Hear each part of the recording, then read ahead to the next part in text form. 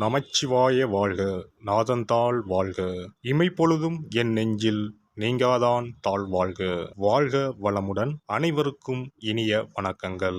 நிகழும் ஸ்ரீ மங்களகரமான சோபகிருது ஆண்டு தை மாதம் 18ஆம் தேதி வியாழக்கிழமை அன்று சஷ்டி திதியில் சித்திரை நட்சத்திரத்தில் திருதி நாமயோகத்தில் வணிசை கரணத்தில் சித்தயோகம் கூடிய நன்னாளில் இந்த சீர்மிகு பிப்ரவரி மாதம் பிறக்கிறது.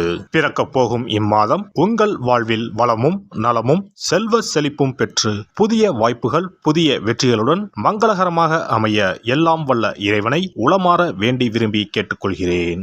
இம்மாத கிரக நிலைகளை பார்க்கும் போது மேசத்தில் குரு பகவான் சஞ்சாரம் செய்கின்றார். சனி பகவான் கும்பராசியில் பயணம் செய்கிறார். ராசிக்கு 6ஆம் இடத்தில் கேது பகவானும் 12ஆம் வீட்டில் ராகு பகவானும் பயணம் செய்கின்றனர். சுக்கிரன் புதன் செவ்வாய் ராசிக்கு 9ஆம் இடத்தில் சஞ்சாரம் செய்கின்றனர். ஜனவரி 15ஆம் தேதி சூரிய பகவான் மகர ராசிக்கு மாறியதை தொடர்ந்து பிப்ரவரி 1ஆம் தேதி புதன் பகவானும் பிப்ரவரி 5ஆம் தேதி செவ்வாய் பகவானும் மகர ராசிக்கு பெயர்ச்சியாக உள்ளனர். இதனால் பிப்ரவரி மாதத்தின் தொடக்கத்திலேயே 3 கிரகங்களின் சேர்க்கை நடக்க உள்ளது.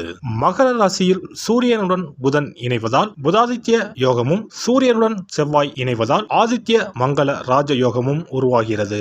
இந்த கிரக அமைப்பினால் உங்கள் வாழ்வில் ஏற்படக்கூடிய சுபம் மற்றும் அசுப பலன்கள் என்ன என்பதனை விரிவாக காண்போம். இதுவரை ஆபத்தில் சிக்கி சீரழிந்த உங்கள் வாழ்க்கை பயணம் மாறப்போகிறது. இப்படியும் ஒரு வாழ்க்கையா என மனக்கசப்பில் வாழ்ந்து வந்த உங்களுக்கு இனி வசந்தம் வீசப்போகிறது. இனி யமனே உங்கள் எதிரில் வந்தாலும் சிவனின் அருளால் எதிர்த்து நின்று போராடும் பலம் உங்களை வந்து சேரும். உங்கள் பிறப்பு ஒரு சாபக்கேடு அல்ல, அது சரித்திரம் படைக்கும். விருச்சிக ராசி அன்பர்களே, இம்மாதம் புதன் மற்றும் செவ்வாய் பகவானால் நன்மைகள் அதிகம் நடைபெறும். வெளி வட்டாரத்தில் செல்வாக்கு அதிகரிக்கும். புதிய முயற்சிகள் அனைத்தும் மிக எளிதாக வெற்றியடையும். எதிர்பார்த்த பணவரவு கிடைப்பதுடன் எதிர்பாராத அதிர்ஷ்ட வாய்ப்புகளும் ஏற்படக்கூடும். குடும்பத்திற்கு தேவையான பொருட்களை வாங்கி மகிழ்வீர்கள். கணவன் மனைவிக்கு இடையே அந்யோன்யம் அதிகரிக்கும். சிலருக்கு குழந்தை பாக்கியம் கிடைப்பதற்கான வாய்ப்பு உள்ளது. பிரிந்திருந்த கணவன் மனைவி ஒன்று சேர்வார்கள். திருமண முயற்சிகள் சாதகமாக முடியும். சுப நிகழ்ச்சிகளை திட்டமிட்டபடி நடத்தி முடிப்பீர்கள். தந்தையுடன் இருந்து வரும் மோதல் போக்கு நீங்கி சுமூகமான நிலை ஏற்படும். உறவினர் மற்றும் நண்பர்கள் வீட்டு விருந்து விசேஷங்களில் கலந்து கொள்வீர்கள். சிலருக்கு வெளி மாநிலங்களில் உள்ள புகழ்பெற்ற புண்ணிய தலங்களுக்கு செல்லும் வாய்ப்பு உண்டாகும். இதுவரை இருந்த உடல் உபாதைகள் நீங்கி உடல் ஆரோக்கியம் மேம்படும். அலுவலகத்தில் உற்சாகமான சூழ்நிலை காணப்படும். பணிகளில் உற்சாகமாக ஈடுபடுவீர்கள். உயர் அதிகாரிகள் உங்கள் ஆலோசனைகளுக்கு உரிய அங்கீகாரம் கொடுப்பார்கள். எதிர்பார்த்த சலுகைகள் கிடைக்கும். உங்களுடைய கோரிக்கைகள் ஏற்றுக்கொள்ளப்படும். தொழில் மற்றும் வியாபாரத்தில் எதிர்பார்த்ததை விடவும் விற்பனையும் லாபமும் கூடுதலாக கிடைக்கும். அரசாங்க வகையில் எதிர்பார்த்த காரியங்கள் அனுகூலமாக முடியும். புதிய முயற்சிகள் வெற்றி பெறும். கலைத்துறையை சேர்ந்த அன்பர்களுக்கு நல்ல வாய்ப்புகளும் தாராளமான பணவரவும் கிடைக்கும். பொது நிகழ்ச்சிகளில் கௌரவிக்கப்படுவீர்கள். புகழும் ரசிகர்களிடம் செல்வாக்கும் அதிகரிக்கும். மாணவ மாணவியருக்கு இம்மாதம் படிப்பில் இருக்கும் ஆர்வம் குறையக்கூடும். ஆசிரியர்களின் ஆலோசனை கேட்டு நடப்பது நல்லது. படிப்புக்கு தேவையான உதவிகளை பெற்றோர் செய்து தருவார்கள்.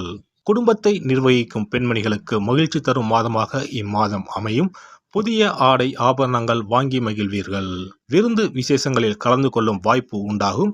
அலுவலகம் செல்லும் பெண்மணிகளுக்கு பல வகைகளிலும் அனுகூலமான மாதமாக இம்மாதம் அமையும்.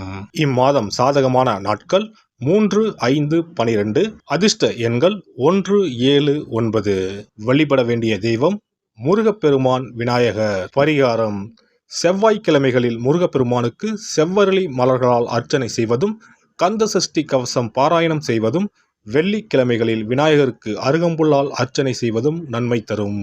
சிறப்பு பரிகாரம் மற்றும் ஆலய தரிசனம். புத்திர பாக்கியம் என்பது திருமணமாகி பல ஆண்டுகள் ஆகியும் புத்திர பாக்கியமே ஏற்படாத நிலை. புத்திர தோஷம் என்பது ஒவ்வொரு லக்கணத்திற்கும் வேறுபடும். பொதுவாக எந்த லக்கணமாக இருந்தாலும் 5ஆம் இடம்தான் புத்திரஸ்தானத்தை குறிக்கும்.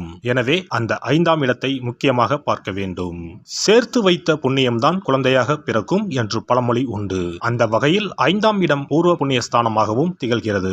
தாய்மாமன், தாய்வழி உறவுகள் ஆகியவற்றை குறிப்பதும் 5ஆம் இடம்தான். 5ஆம் இடத்தில் பாவக்கிரகங்கள் அதாவது ராகு, செவ்வாய், சனி அல்லது சூரியன் அமர்ந்தால் ஒரு சிலருக்கு குழந்தை பாக்கியம் இல்லாமல் போகும் அல்லது தாமதமாக கிடைக்கும்.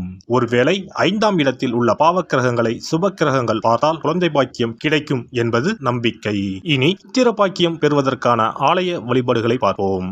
செவ்வாய் பகவானின் அம்சமாக கருதப்படும் முருகப்பெருமான் வழிபாட்டை தவறாமல் செய்பவர்களுக்கு நிச்சயமாக புத்திர பாக்கியம் கிடைக்கும். குரு பகவான் வீற்றிருக்கும் தலங்கள் அனைத்தும் சிறப்பு வாய்ந்தவைதான். ஆலங்குடி குருஸ்தலம், திட்டை குருஸ்தலம் சிறப்பான பலன்களை கொடுக்கும் ஆலயங்களாகும். அது மட்டுமல்லாமல் சிதம்பரம் அருகே இருக்கக்கூடிய ஓமாம்புலியூர் துயர்தீர்த்தநாதர் ஆலயமும் குரு பகவானின் ஸ்தலமாகும். இந்த ஆலயங்களுக்கு சென்று தரிசித்து வருவதன் மூலம் புத்திர பாக்கியம் நிச்சயமாக கிடைக்கும் என்பதை உறுதியாகவே சொல்லிக் கொள்கிறேன்.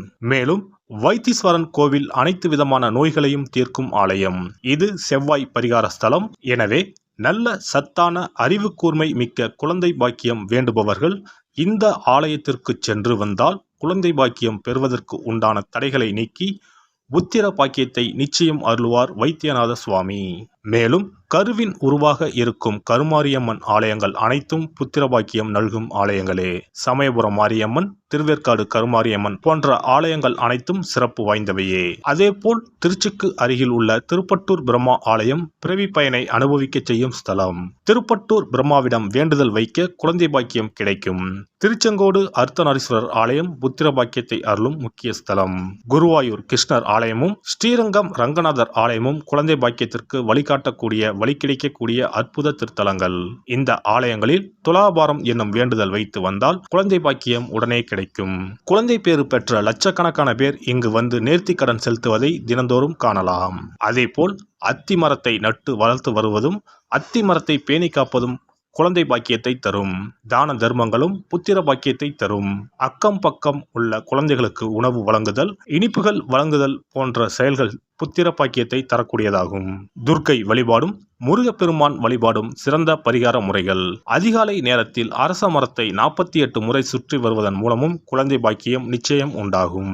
எறும்பு புற்றுக்கு வெல்லம் பொட்டுக்கடலை கலந்து தருவதால் 1000 பேருக்கு அன்னதானம் செய்த பலன் வந்து சேரும். கர்ப்பிணிகளுக்கு அவர்கள் விரும்புவதை வாங்கி கொடுத்து அவர்களை மகிழ்ச்சிப்படுத்துவதன் மூலம் அவர்களுடைய ஆசீர்வாதம் கிடைக்க பெற்று குழந்தை பாக்கியம் கிடைக்கும் என்பது உண்மை.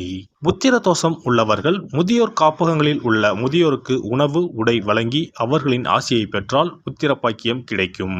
மேற்கண்ட ஆலய பரிகாரங்களை முறையாக செய்து நம்பிக்கையோடு வணங்கி வந்தால் குழந்தை பாக்கியம் நிச்சயம் கிடைக்கும். எல்லாம் வல்ல இறையருளால் நீங்களும் உங்கள் அன்பு குடும்பமும் உடல் நலம், நீலாயுள், நிறை செல்வம், உயர் புகழ், மெய்ஞானம் ஓங்கி வாழ்க வளமுடன்.